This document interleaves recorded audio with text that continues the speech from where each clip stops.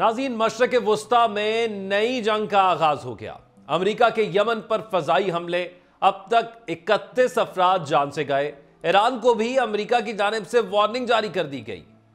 मैं हौसियों से कहता हूं, तुम्हारी बारी आ गई है। अमेरिकी सदर डोनाल्ड ट्रंप की जानिब से यह बयान भी जारी किया गया है।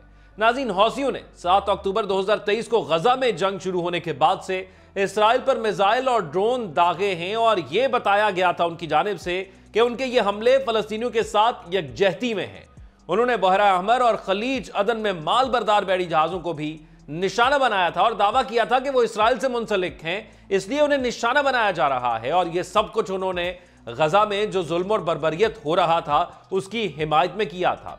नाज़रीन, ये हमले अब ऐसे वक्त में हुए जब अमेरिका ईरान पर दबाव बढ़ा रहा है कि उसे जौहरी मुज़ाकरात पर मजबूर करना चाहता है, लेकिन ईरान ने मुज़ाकरात से इनकार कर दिया। आपको याद होगा 2 से 3 दिन पहले डोनाल्ड ट्रंप ने खत ईरान को लिखा था जो कि यूए की मदद से ईरान को पहुंचाया गया और उसमें ईरान पर दबाव डाला जा रहा है कि वो कोई मुआहिदा करे जौहरी हथियारों के हवाले से।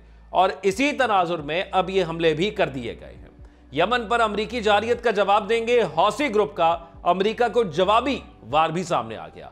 यमन पर अमरीकी बरतानवी वहशियाना जारियत की मजम्मत करते हैं। हमास की जानिब से भी अहम बयान सामने आया है। आप देख रहे हैं 92 डिजिटल और मैं हूं ज़ौक अहमद। नाज़रीन, अमरीकी सदर डोनाल्ड ट्रंप के हुक्म पर अमरीकी फौज ने यमन में ईरान की हिमायत याफ्ता हौसियों पर बड़े पैमाने पर फजाई हमले किए हैं, जिनमें कम अज कम अब तक की इतलात के मुताबिक 31 अफराद जान से गए हैं। ये हमले बहरा अहमर में तिजारती जहाजों पर हौसी हमलों के जवाब में किए गए हैं और कई दिनों तक जारी रहने की तवक्को की जा रही है। ट्रंप ने ईरान को भी सख्त पैगाम देते हुए कहा है कि अगर उसने हौसियों की हिमायत जारी रखी तो अमेरिका उसे पूरी तरह जिम्मेदार ठहराएगा और हम नरमी नहीं बरतेंगे। हौसियों के ज़ेर इंतज़ाम वजारत सेहत के मुताबिक अब तक तकरीबन 13 शहरी जो थे वो जान से गए हैं और 9 जख्मी हुए हैं, जबकि सादा में एक अमरीकी हमले में मजीद 11 अफराद बशमूल 4 बच्चे और खातून जाँ बहक हुए हैं। अमरीकी सेंट्रल कमांड के मुताबिक यमन में एक वसी फौजी ऑपरेशन का आगाज है, जिसमें जंगी तैयारे बहरा अहमर में मौजूद एयरक्राफ्ट कैरियर के हमले कर रहे हैं। हौसियों के अमरीकी हमलों को जंगी जुर्म करार देते हुए उन्होंने कहा कि वो इस जारियत का जवाब देने के लिए मुकम्मल तैयार हैं। हौसियों के तर्जुमान मोहम्मद अल बकीती ने कहा है कि यमन पर अमरीकी हमले गजा पर इसराइली गैर कानूनी कब्जे की हौसला अफजाई है। अमरीका की खुली जारियत काबिल कबूल नहीं है। हौसियों के तर्जुमान ने अपने पैगाम में वाज़ेह किया कि अमरीका आज़ाद फ़लस्तीनी रियासत के खिलाफ इसराइल की हिमायत में जुल्म कर रहा है। आबनाए बाबुल मंदब में बैनुल-अक़वामी बहरी जहाज़ों को कोई खतरा नहीं। गजा में इमदाद की बहाली तक आबनाए बाबुल मंदब में इसराइली बहरी जहाज निशाने पर रहेंगे। दूसरी जानिब अमरीकी सदर डोनाल्ड ट्रंप ने ऐलान किया है कि उन्होंने यमन में हौसियों के खिलाफ फैसला कुन और जबरदस्त फौजी ऑपरेशन का हुक्म दिया है। अमरीकी सदर डोनाल्ड ट्रंप का कहना था कि हौसियों से कहा है कि तुम्हारी बारी आ गई है। डोनाल्ड ट्रंप ने ट्रुथ सोशल प्लेटफॉर्म पर हफ्ते के रोज एक पोस्ट में कहा कि हौसियों ने अमरीकी बहरी जहाजों, हवाई जहाजों, ड्रोन और दीगर के खिलाफ बहरी कज़ाकी, तशद्दुद और दहशतगर्दी की एक मुसलसल मुहिम चलाई है। डोनाल्ड ट्रंप ने कहा कि जो बाइडन का रद्दअमल काबिल रहम तौर पर कमजोर था, इसलिए लापरवाह हौसियों ने अपने हमले जारी रखे। 1 साल से ज्यादा का अरसा हो गया है जब अमरीकी परचम वाले तिजारती जहाज को नहर स्वेज, बहरा अहमर या खलीज अदन से बाहिफाजत रवाना किया गया है।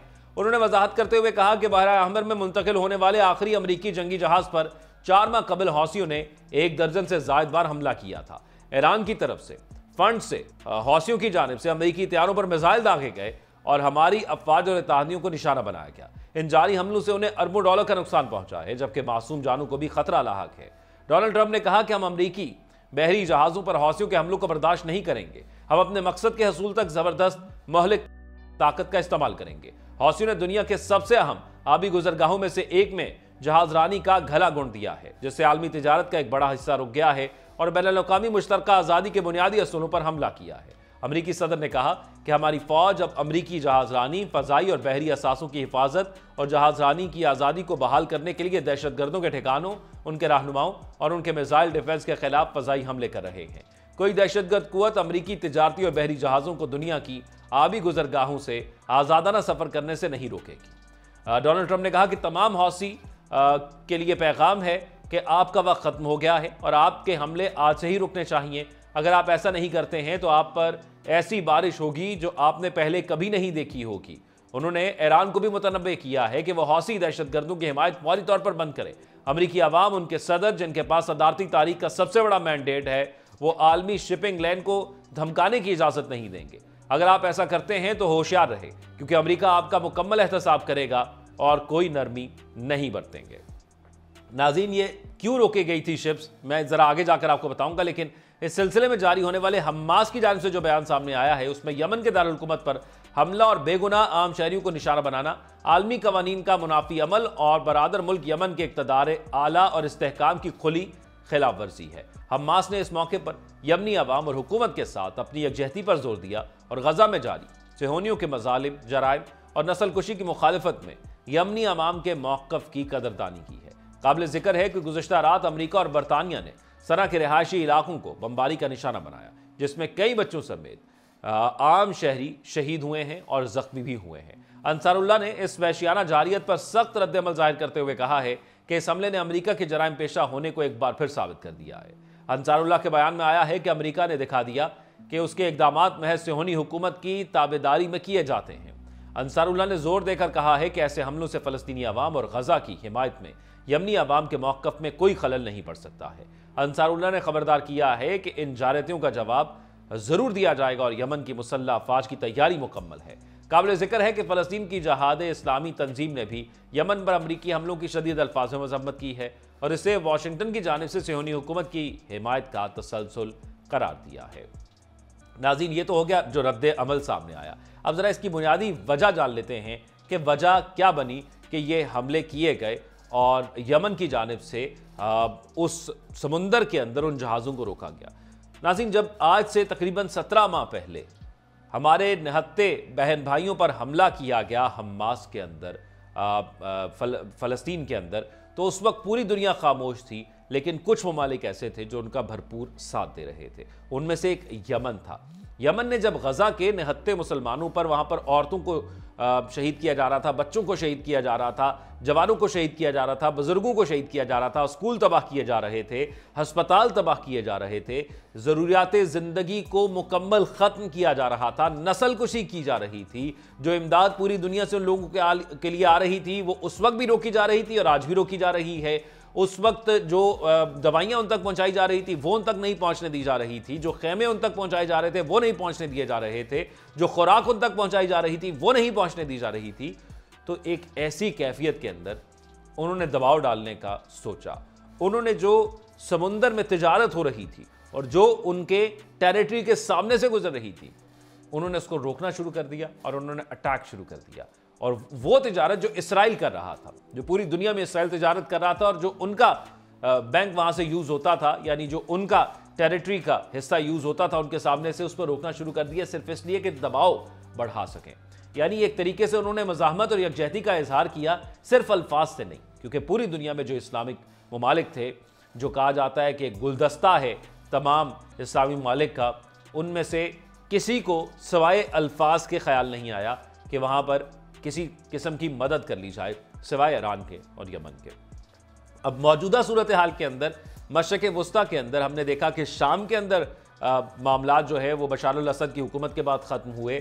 गज़ा के अंदर हमने देखा कि एक तवील जंग के बाद आखिरकार उनको मुज़ाकरात करने पड़े, और फिर यमन के अंदर भी अब देख रहे हैं कि इस तरह की बमबारी की जा रही है और इस तरह हौसियों के खिलाफ एक कार्रवाई शुरू कर दी गई है। तो ये इल्ज़ाम लगाया जाता है या ये बताया जाता है कि ये ईरान की प्रॉक्सीज़ हैं और ईरान इनको फंड करता है। तो एक ऐसे वक्त में जब डोनाल्ड ट्रंप 2016 में एक मुआहिदा ईरान के साथ 15 या 16 में होता है कि ईरान के साथ एटमी मुआहिदे के हवाले से एक जो है वो मुआहिदा किया जाता है, एटमी बॉम्ब के हवाले से या एटमी हथियारों के हवाले से, और डोनाल्ड ट्रंप खुद जब पहले दौरे इक़्तिदार के अंदर आते हैं तो 2018 में वो मुआहिदा खुद ख़त्म कर देते हैं एक तरफा तौर पर। यानी ईरान जो उसका एक 50% का स्टेक होल्डर था, और अगर अमेरिका उसका 50% का स्टेक होल्डर था, तो जो आधा स्टेक होल्डर है उसको बीच में लाए बगैर, उससे पूछे बगैर, उसको टेबल पर बिठाए बगैर खुद ही उस मुआहिदे को ख़त्म कर देते हैं और फिर ईरान पर नई सेक्शंस आयद कर दी जाती हैं। और यकीन मानिए ईरान ने इन सेक्शंस में जीना सीख लिया है। इस पर जितनी भी पाबंदियां लगती हैं उसने इसमें जीना सीख लिया है। उसमें उनके पास सोने की मिकदार ज़्यादा हो गई है, वो तेल पूरी दुनिया में फ़रोख्त कर रहे हैं, वो मिसाइल सिस्टम को अपग्रेड कर रहे हैं, वो अपनी दिफाई सलाहियत को अपग्रेड कर रहे हैं। इन पाबंदियों में ईरान ने जीना सीख लिया है। अब जब 2018 में वो कैंसिल करते हैं डोनाल्ड ट्रंप मुआहिदा, तो फिर जब इस बार आते हैं तो उनको ख्याल आता है कि क्यों ना दोबारा मुआहिदा कर लिया जाए ईरान के साथ, क्योंकि वो और तो किसी तरह ईरान को रोक नहीं पाए। उसकी वजह यह थी बुनियादी तौर पर कि एक जानिब इसराइल ने भी ईरान पर अटैक किया और ईरान ने उसका भरपूर जवाब दिया।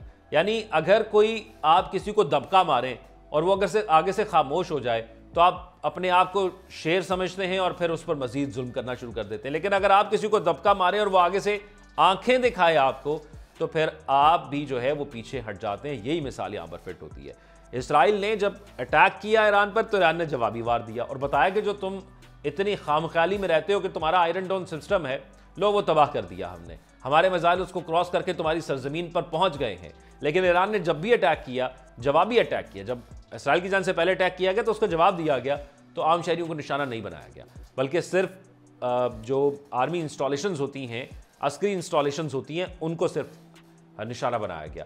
तो फिर डोनाल्ड ट्रंप साहब को लगा कि शायद अब अस्करी तौर पर हम जहां पर गजा में नाकाम हुए हैं इत्तेहादी बन के इसराइल के, तो अगर इसराइल को अपना इत्तेहादी रखते हुए हम ईरान के हवाले से कोई कार्रवाई कर रहे हैं तो वहां पर भी नाकाम हो रहे हैं। तो दोबारा उन्होंने ईरान को कहा कि आप एक जौहरी मुआहिदा हमारे साथ करें। हालांकि पिछला उन्होंने खुद कैंसिल किया, लेकिन वो दोबारा चाहते हैं करें, और नहीं तो आपको नताज का सामना करना पड़ेगा। तो ईरान की जान से वाज़ेह पैगाम आ गया कि भाई हम आपसे कोई मुआहिदा नहीं करने वाले। और इसी तनाजुर में फिर जो प्रॉक्सीज ईरान की मुंसलिक की जाती हैं, उनके खिलाफ फिर कार्रवाई करना शुरू कर दी, ताकि खित्ते के अंदर ईरान को मजीद कमज़ोर किया जा सके। लेकिन ये पहले भी करके देख लिया गया मशरक़ वस्ता के अंदर कि अगर किसी को कमज़ोर करने की कोशिश की गई है तो मज़ीद मजबूत होकर सामने आया है, और अब भी ऐसा ही लग रहा है। और अमेरिका एक मशरक़ वस्ता के अंदर अगर गज़ा का मामला ठंडा हुआ है तो अब यमन का मामला छेड़ दिया है। वो कभी भी नहीं चाहता कि इस खित्ते के अंदर इस्तेहकाम हो। आप क्या राय रखते हैं? कमेंट सेक्शन में आगाह कीजिएगा। अपना ख्याल रखिएगा। अल्लाह हाफ़िज़।